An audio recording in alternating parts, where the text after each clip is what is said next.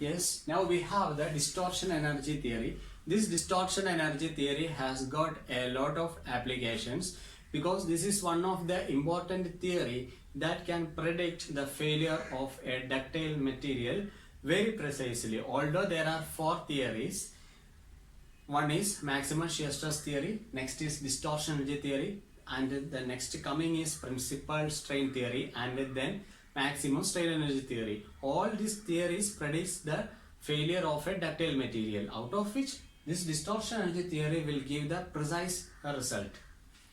So we need the distortion energy per unit volume calculation. That distortion energy per unit volume calculation is shown here.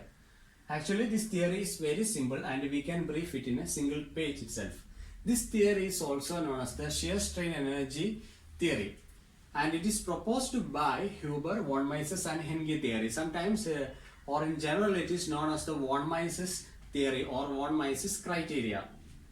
So speaking about the criteria, we can say that we have 5 theories with us. First one is principal stress theory.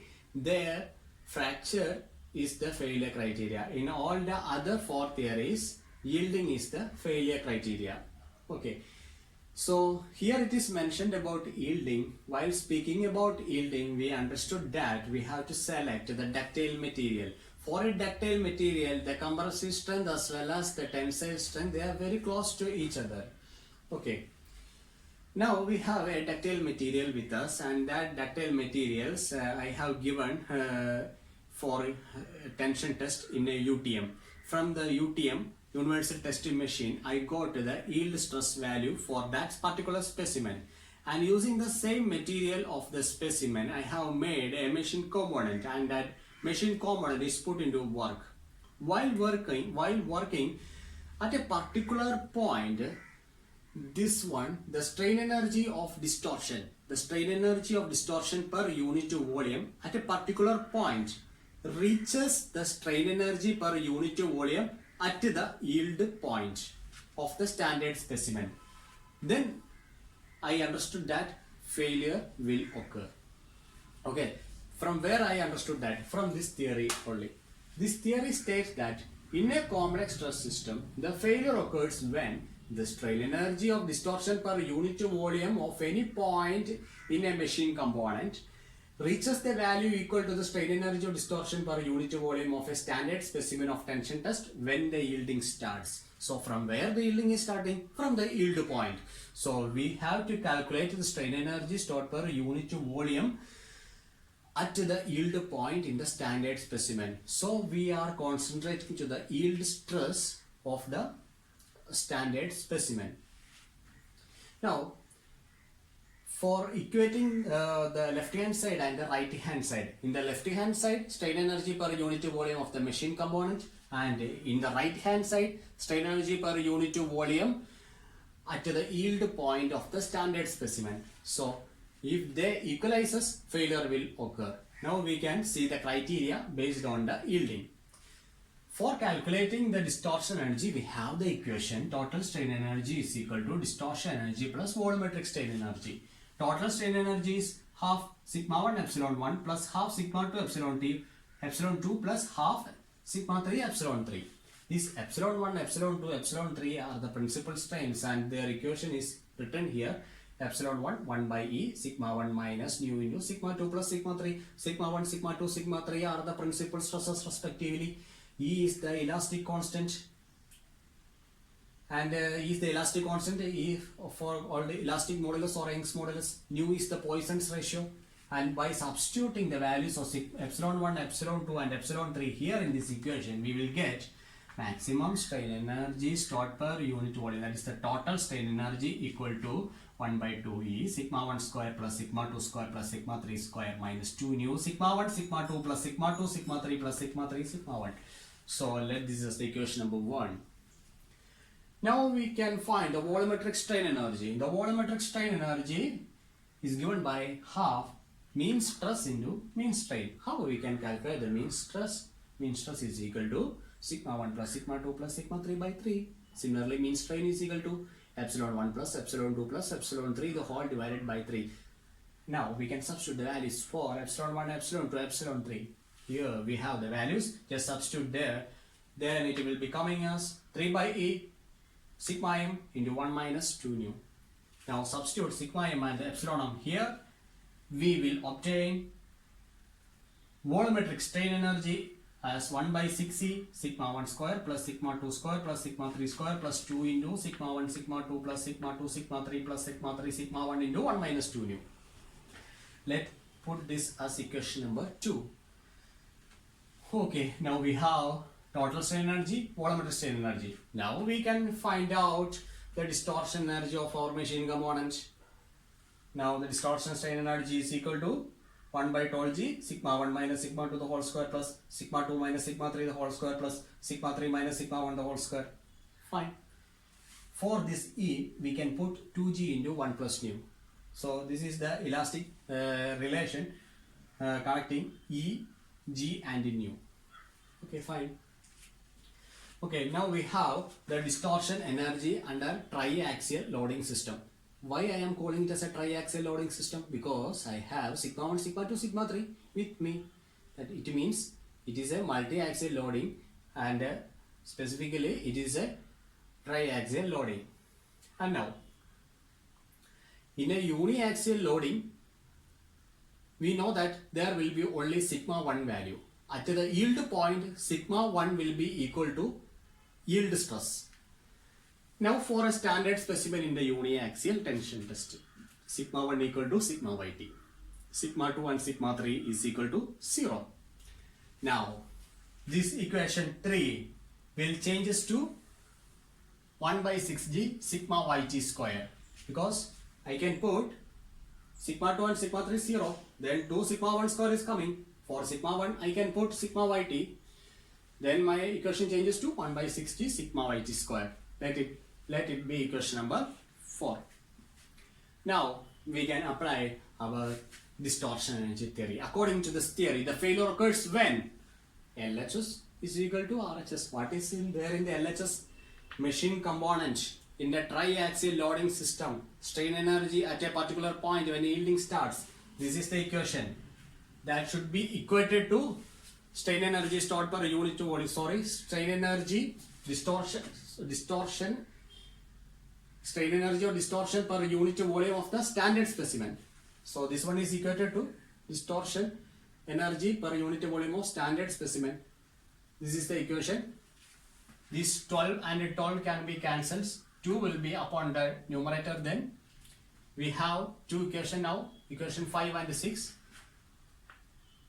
Equation 5 we obtain directly from here, and again if we expand sigma 1 minus sigma to the whole square, we will get this equation, equation number 6. While looking into the equation number 6, we understood that that is the equation for an ellipse, and this ellipse has the semi-major axis as root 2a and the semi-minor axis is root 2 by 3a, and this will help us to draw the region of safety. What is the importance of region of safety? If a particular point sigma 1 sigma 2 is falling inside the ellipse, then the design is safe. And now what is the importance of equation number 5? Before going to the ellipse, I will see equation number 5.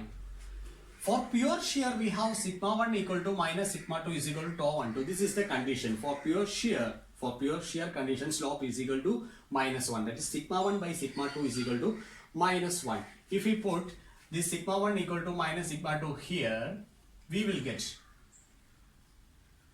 tau x 3 sigma 1 square is equal to sigma yt square. We can take sigma 2 as minus sigma 1. Then we will get 3 sigma 1 square is equal to sigma yt square. From here we will get tau 1 2 is equal to root 3 1 by root 3 sigma yt. 1 by root 3 is 0.577.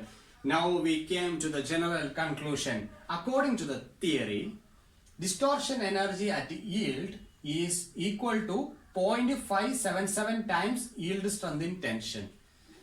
Yes, this is according to the theory. Distortion energy at yield is equal to 0.577 times the yield strength in tension. This is the general conclusion. But in previously we studied that maximum shear is equal to 0.5 times the yield strength in the shear stress theory. But here it is said that in the distortion energy theory it is said that the distortion energy at yield is equal to 0.577 times the yield strength in tension. Okay, this is the general conclusion. Now coming to the ellipse. I can take a point here. After drawing the ellipse with the semi-major axis and semi-minor axis, this will be sigma yt. Here also I can write sigma yt. Here sigma yc I can write. Here also compression sigma yc I can write. Okay. Now here there will be a shear diagonal passing through the center. What is the significance of this shear diagonal? Here we can observe only pure shear. This is the shear diagonal. This will be the shear diagonal, and at this point, this is HG, and at a point G, this point G is lying on the boundary of the ellipse, and at the point G we will get the limiting value of the stress. We will get a limiting shear stress, and the limiting shear stress that is equal to 0.577 sigma yt, and that is the significance of the point G as it is lying on the boundary of the ellipse. And some more things are there. Now as far we have seen three theories. First one is the principal stress theory, and the second one is the maximum shear stress theory, and the last one is distortion energy theory. In the first theory, fracture is the failure criteria, and the second and third theories, yielding is the failure criteria.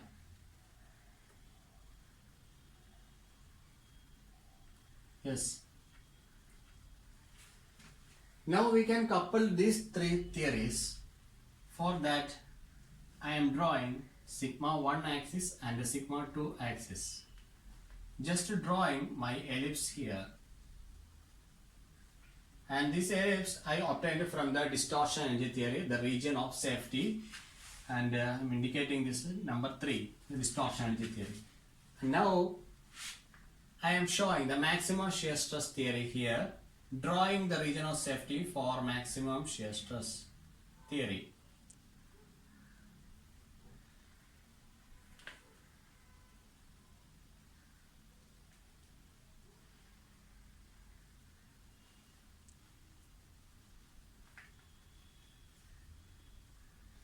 And this is the hexagon showing the maximum shear stress theory. Now I need to draw the rectangle for the principal stress theory.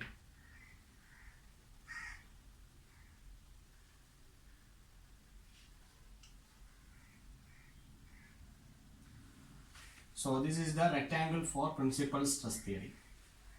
While observing this diagram, I noticed that some area is coming outside the ellipse, and this hatched area is outside the ellipse. Here also.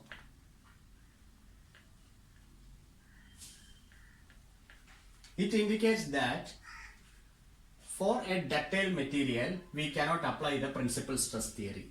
It is very dangerous to apply the principal stress theory for a ductile material, because there are major portion of the area is coming outside the ellipse. So the principal stress theory is strictly for the brittle material, and the maximum shear stress theory and distortion energy theory is applicable for the ductile materials.